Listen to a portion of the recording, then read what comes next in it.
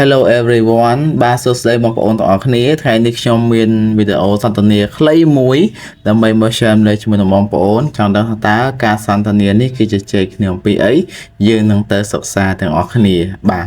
ដូច្នេះយើងមានតួអង្គ2ទី1គឺតួអង្គ A ទី2គឺតួអង្គ B បាទតើឥឡូវយើងទៅសិក្សាទាំងអស់គ្នា A គាត់បាននិយាយថា Hello what are you doing Hello what are you doingសួស្តី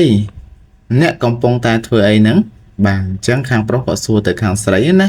បាទបន្តមកទៀតខាងប្រុសគាត់ក៏បន្តសួរទៀតថា you look tired today you look tired today you look tired today ថ្ងៃនេះអ្នកមើលទៅដូចជាហត់ដល់ហើយឬមួយក៏ថ្ងៃនេះអ្នកមើលទៅដូចជាហត់នឿយម្លេះបាទហ្នឹងហើយតោះយើងទៅមុខបន្តទៀត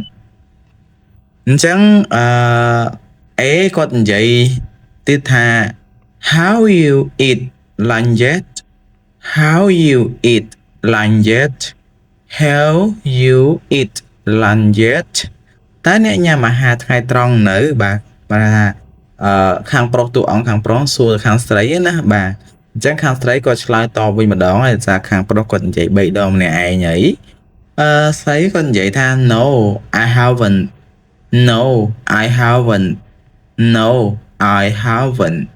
បាទអញ្ចឹងនេះគឺជា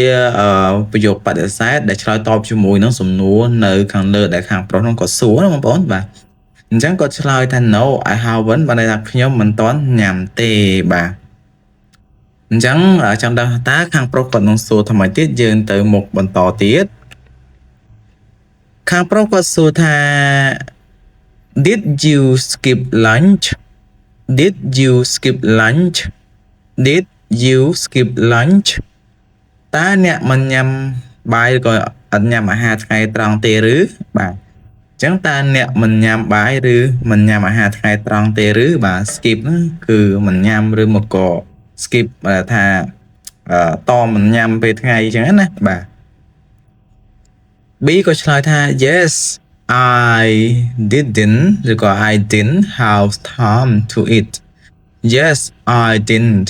have time to eat Yes I didn't have time to eat អញ្ចឹងតួអង្គខាងស្រីគាត់បានឆ្លើយតបទៅខាងប្រុសថាចាខ្ញុំមិនមានពេលញ៉ាំទេបាទមិនន័យថាមិនមានពេលគ្រប់គ្រាន់ដើម្បីញ៉ាំអាហារថ្ងៃត្រង់ទេគឺបានតែគាត់រវល់ច្រើនណាបាទអញ្ចឹងយើងនឹងទៅបន្តទៀតបាទខាងប្រុសគាត់សួរថាគាត់និយាយថា That's not good for your health That's not good for your health That's not good for your health បាទនោះគឺមិនល្អសម្រាប់សុខភាពទេបាទខាងប្រុសគាត់ជួយឲ្យដំបូន្មានឬក៏ឲ្យពាក្យពេចន៍ល្អៗណា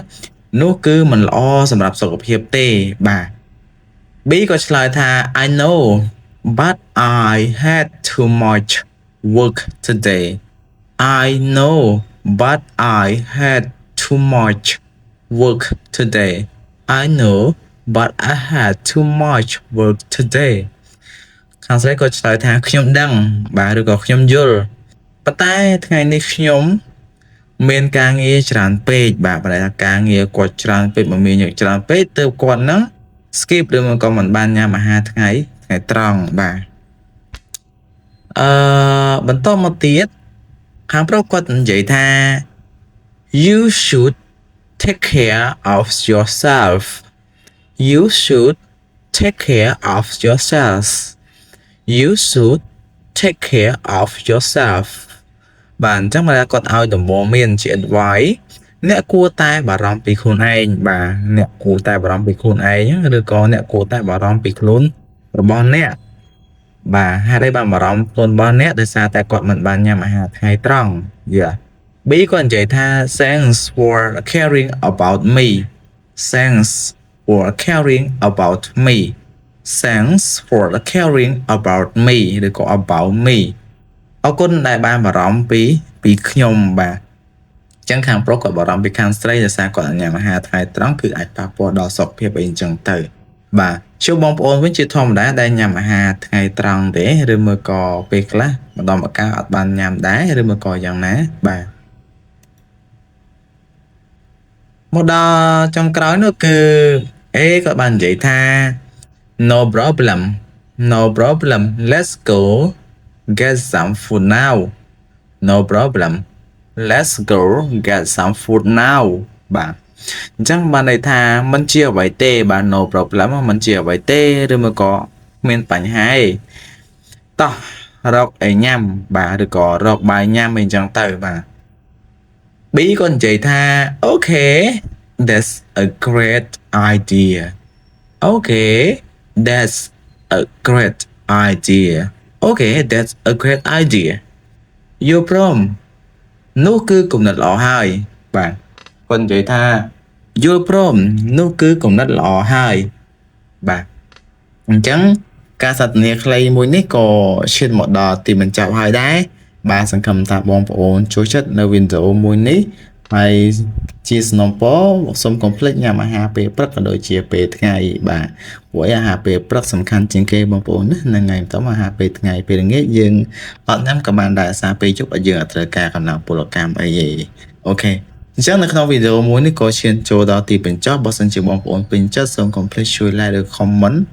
subscribe នៅក្នុងវីដេអូរបស់ខ្ញុំផងបាទគ្រប់ជំរាបលាបងប្អូនជួបគ្នានៅវីដេអូក្រោយៗទៀត